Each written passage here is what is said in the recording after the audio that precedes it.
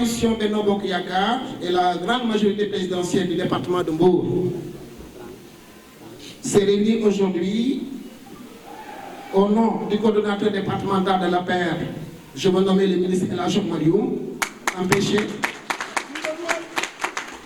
Au nom du secrétaire général du Parti socialiste, je veux nommer le président Ousmane Tanor Dieng, ici représenté par le maire de Mbour, notre collègue Fallou Silla et madame l'honorable députée Yassine Daou, et l'ensemble des responsables du Parti socialiste.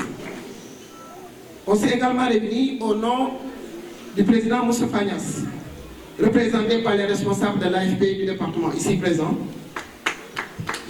On s'est également réunis au nom de l'ensemble des responsables de la grande coalition présidentielle du département de Mbour. Je peux notamment signaler, ou bien en tout cas nommer, M. Bayati Babou, ici présent, qui représente le parti LDR Yessal de Modou Diagne Fada. Comme l'honorable député Pape l'a dit tout de suite aussi, nous parlons au nom de l'ensemble des responsables du département et des militants du département de la grande coalition présidentielle. Qu'ils soient députés, maires, responsables ou bien militants tout court. On parle en leur nom. Pour nous prononcer justement sur l'actualité politique. On s'est réunis justement pour nous prononcer sur l'actualité politique nationale, marquée ces derniers jours par une agitation de l'opposition qui ne s'explique pas, car ne reposant que sur un reportage qu'on peut qualifier de tendancieux d'un organe de presse étranger aux objectifs inavoués. Je veux parler de la BBC, qui a porté des accusations graves sur les autorités du pays. Agitation de l'opposition qui ne s'explique pas non plus, dans la mesure où le principal mis en cause, en l'occurrence notre frère et camarade Aliou Sall, maire de la commune de Guédiawaye, a posé des actes, a posé suffisamment d'actes qui montrent sa bonne foi. M. Aliou Sall a d'abord apporté un démenti formel aux accusations portées contre lui par ce reportage qui n'a pas respecté le principe fondamental de la déontologie journalistique, à savoir l'équilibre dans le traitement de l'information. Mais il ne s'est pas arrêté là. Il a démissionné de son poste de directeur général de la CDC pour mettre à l'aise la justice, mais aussi pour mettre à l'aise toutes les autorités du pays. Mais M. Sall ne s'est pas arrêté là.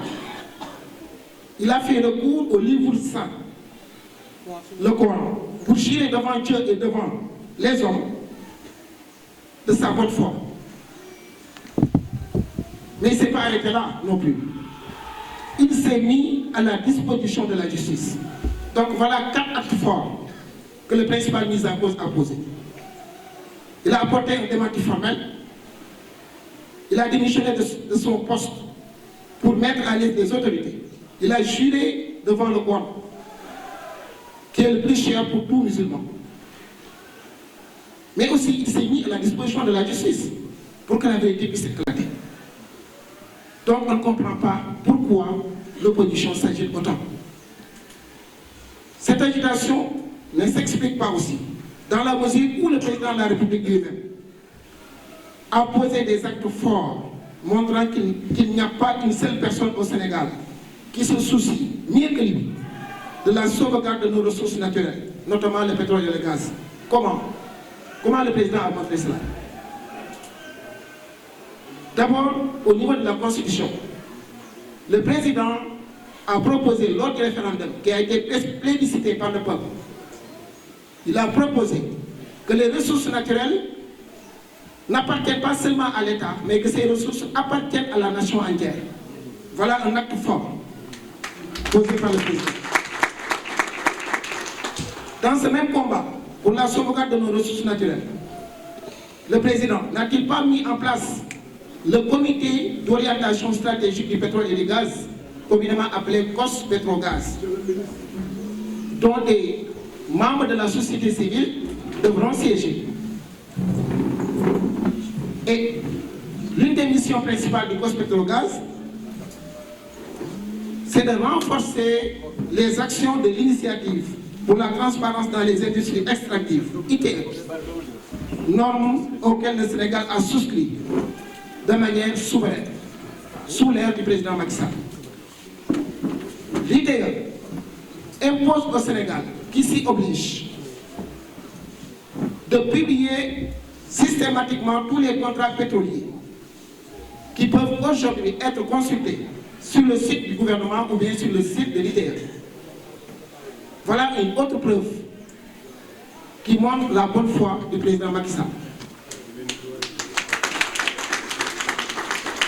Autant d'initiatives du président dans le sens de la bonne gouvernance qu'il mène pour laver son honneur, mais dans ce combat qu'il mène pour l'établissement de la vérité. Voilà la déclaration que la coalition, grande coalition présidentielle, voudrait porter à l'attention des journalistes. Je m'en vais vous